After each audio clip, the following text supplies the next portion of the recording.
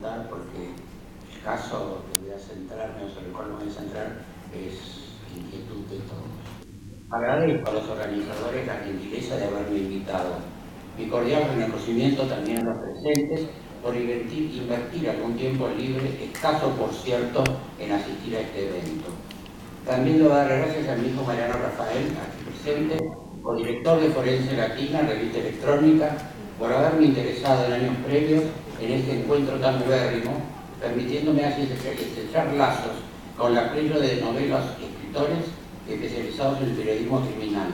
Meritorios seguidores en el sur que el medio argentino han sembrado predecesores como los organizadores, como Sal con la pesquisa, Ricardo Piria con su serie negra. En cuanto a Borges lo dejamos de lado por ahora porque voy a dedicarle un párrafo especial, que es uno de mis casos. La temática que rodea este encuentro fascina, por cierto. En algún momento, allá por la mitad de la década del 80, se me preguntaba dónde me había formado en medicina legal y criminalística. Solía responder que antes que nada era fiel seguidor del padre Brown.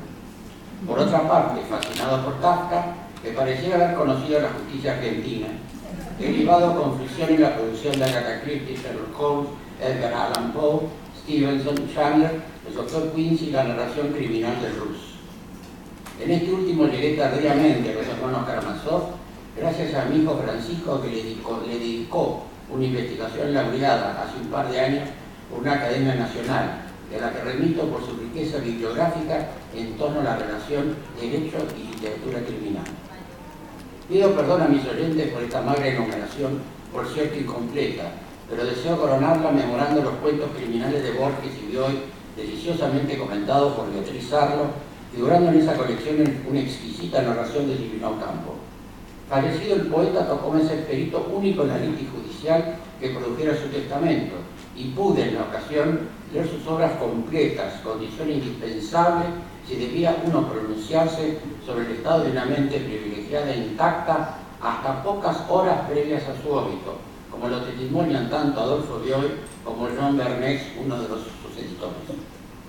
Habiéndolo este último tratado por última vez el 4 de junio del 86, días antes de su muerte, y debo agregar el largo e incompleto listado al maestro inigualable, que muy pocos recuerdan, Enrique Marí, que hiciera del tema Derecho y Literatura Criminal su tesis doctoral de la UBA.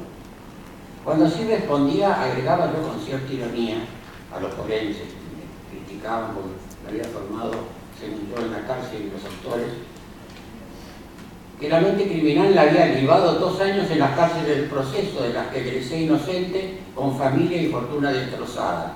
En cuanto a los grandes crímenes de cuello blanco, me había bastado transitar por las calles y la sala de poder, entendido este concepto en el sentido futbolístico.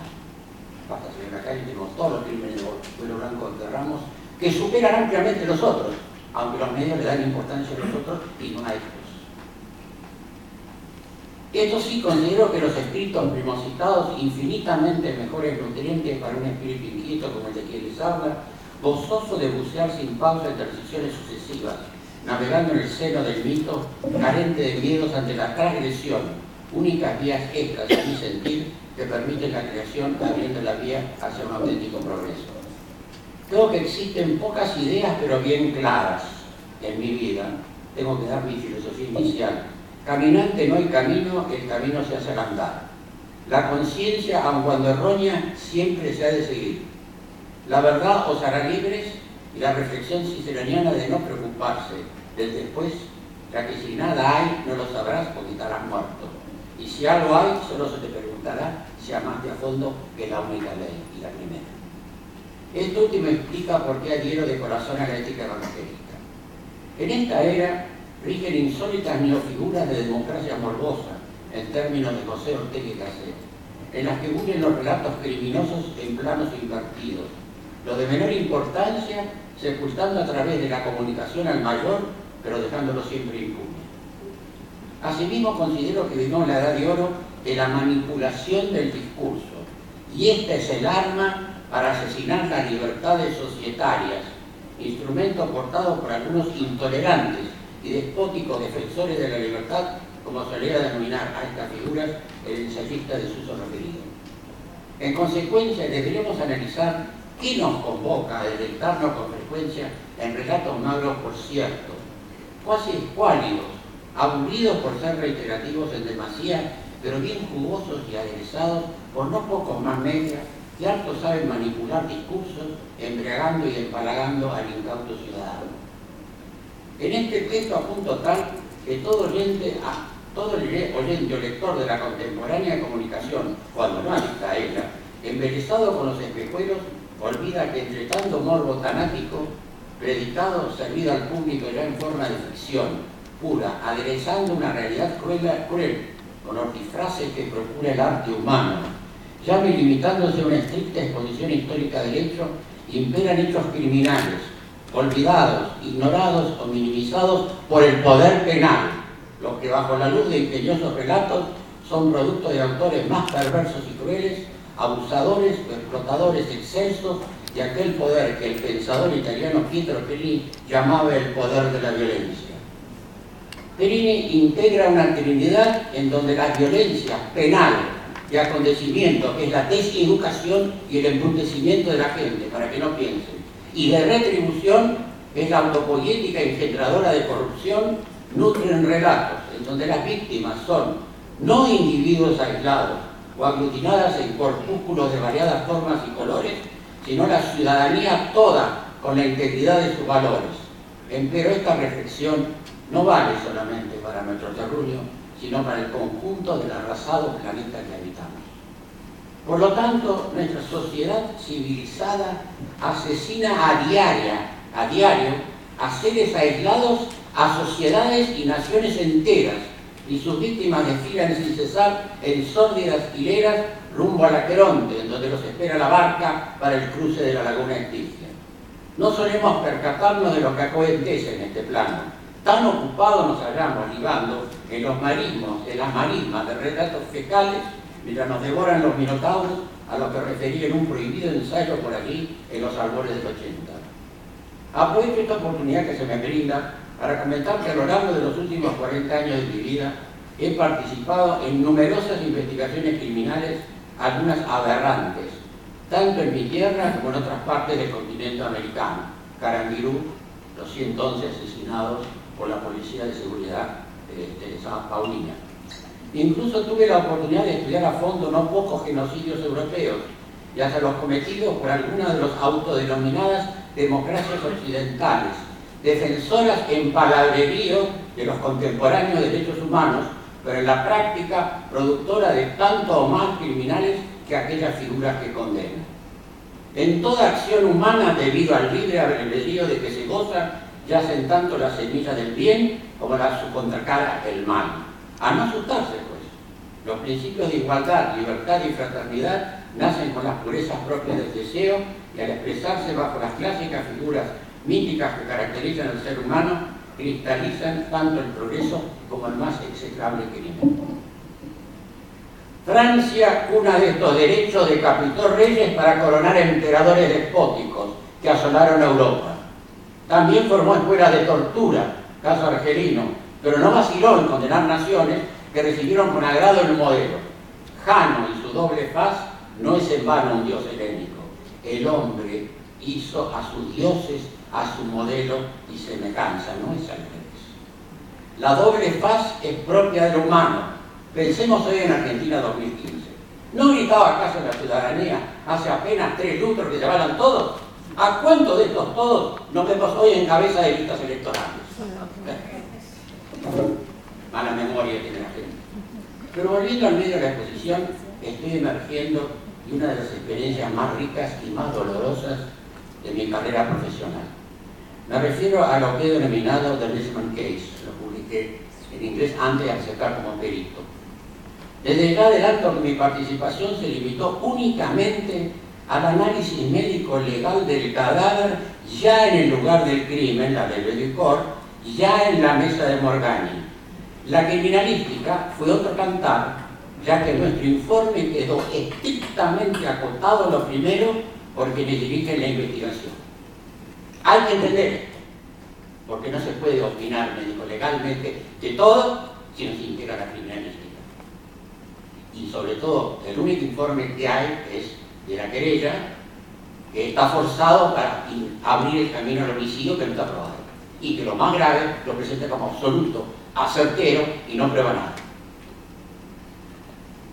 Cuando digo global, quiero significar que este hecho, para comprenderse e interpretarse en serio, debe ser ubicado en un punto que, partiendo del lugar del hallazgo, vaya extendiéndose en sucesivos círculos que abarquen el contexto local hasta alcanzar parámetros de política internacional, sin dejar de lado asimismo indicadores con alto tenor sospechoso, como la partida teatral del periodista de Buenos Aires Herald o la mujer hallada muerta y quemada y hasta hoy no identificada, hallada en cercanía del lugar en donde fue hallado el cadáver de ella.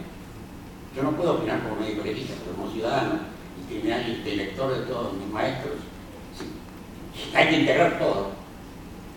En consecuencia, si en cumplimiento de la función de perito de parte señalara que dentro de los parámetros impuestos no se habían hallado indicadores médico-legales sólidos que permitieran incluir como probable la existencia de un homicidio, en cambio sí los había para apuntalar seriamente la opción suicida.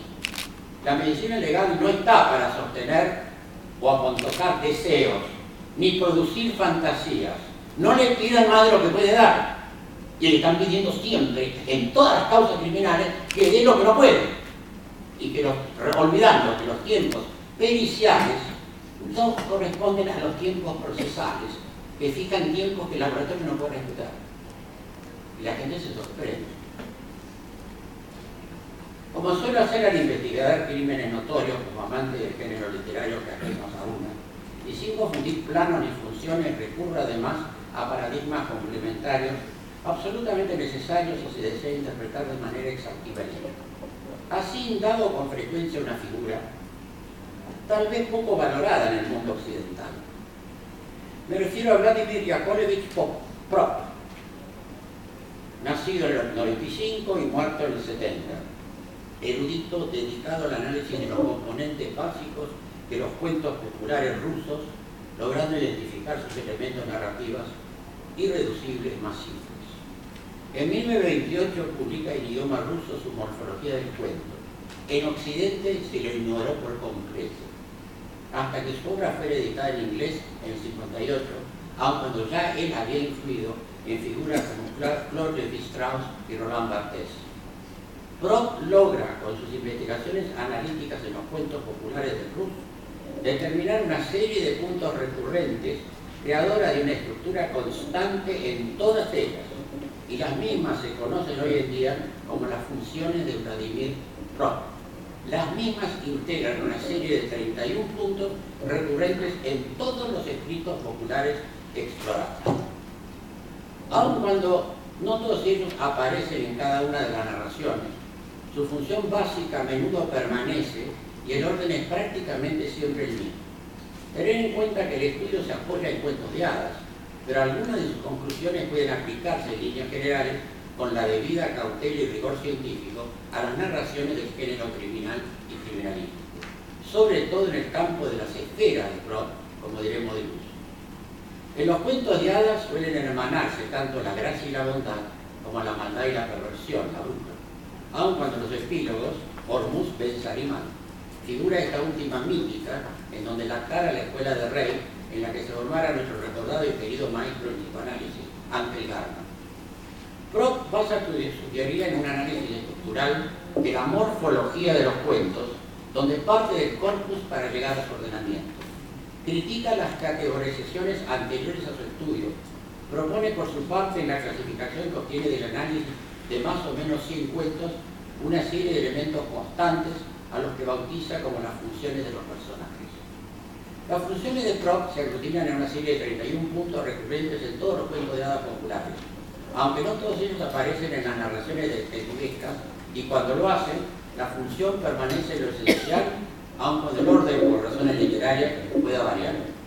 Es indudable que si consideramos ahora las 7 esferas en las que Prop integra sus funciones, se tiene esfera 1, el agresor; esfera 2, héroes los donantes que revisten con ropaje mítico al héroe; 3, esfera, él o los auxiliares que ayudan al héroe; esfera 5, el ordenante; Esfera 6, el héroe o hecho héroe. Y finalmente, esfera 7, él o los antagonistas, los que luchan contra la física. A la esfera la princesa y el padre, cuarta de rojo. La cubriremos con un manto de silencio, dejando volar deseos y fantasías que al menos por ahora no pagan impuestos.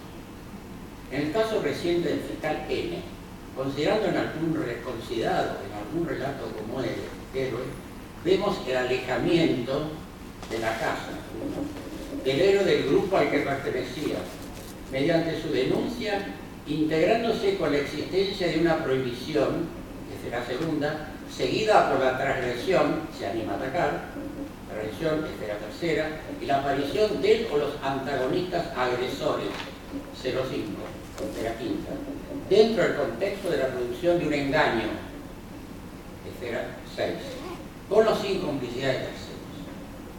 Estos elementos los hemos analizado y tenido una vista permanentemente como ciudadanos formados en medicina legal, pero siempre usamos. Estamos en el campo de la literatura ahora, ¿no? El mito y el deseo. Así el héroe es engañado y ayuda así a sopesar a su agresor.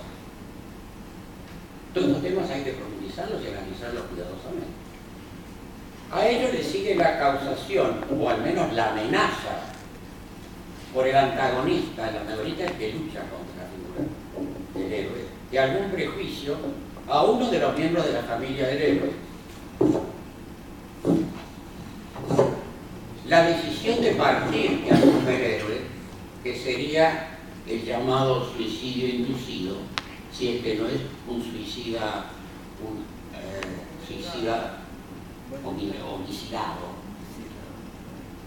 Y la posterior, luego surge el surgimiento del donante identificando al héroe, que era el indicador 14, y la posterior desmitificación que intenta él o los antagonistas. La aparición del fingimiento en donde falsos héroes reivindican logros que no le corresponden. Y finalmente, como en el curso de esta historia queda aún abierto, faltarían complementarse aún las etapas del reconocimiento, en donde el héroe es reconocido, la falsía desenmascarada, que creo muy difícil, la transfiguración del héroe y el castigo de los antagonistas, cosa que también creo muy difícil. Estoy dando opiniones personales ya que exceden lo científico. En el caso N, en el estricto cumplimiento de la tarea asumido como perito, eludimos a los deseos. Yo dije una frase: no estoy dispuesto a que me arrojen cadáveres a la puerta de nadie, aunque los deteste. No quiero falsedades. Y desgajando al hecho del plano mítico, se lo ha reubicado en la dimensión de un tribunal porteño. Ello no es obis empero para que, egresando de este contexto forense y retornando a un plano afín al realismo mágico, uno pueda toparse con evidencias ajenas a la medicina legal, las cuales, interpretadas debidamente con las reglas de la sana lógica, permitirían robustecer los deseos, que en este caso llevarían a una forzosa aceptación de realidades perversas y que superan lo imaginable. Será la hora entonces, para el ingreso de la literatura criminal, que no será ficción, sino narración cruda, en donde el suicidio se dará paso al homicidio, erigido ya no en cuanto a deseo solo, sino en cuanto a una repugnante y bochornosa verdad. Como sea, creo que el ser humano necesita generar y encontrar culpables, héroes, villanos, para soportar la realidad o buscar comprender la verdad, escapando así de esa condena eterna del ser humano, convivir con el bien y el mal en su propia alma. Hormuz versus Ariman.